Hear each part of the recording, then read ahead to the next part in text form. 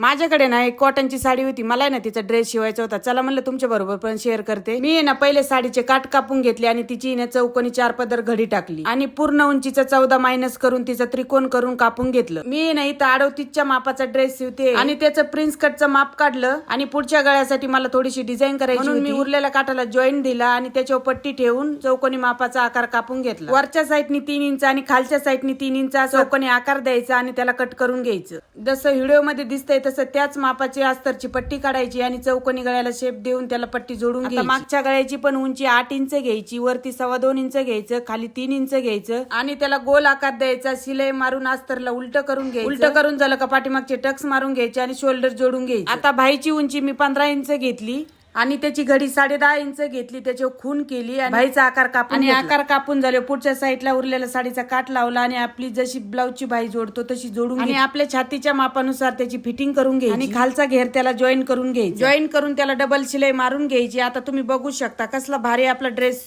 तयार झाला आणि हा ड्रेस आहे ना एकदम फिटिंगला परफेक्ट बसतो. तर तुमच्याकडे पण अशी कॉटनची साडी असेल तर असा एकदा ड्रेस नक्की शिवून बघा.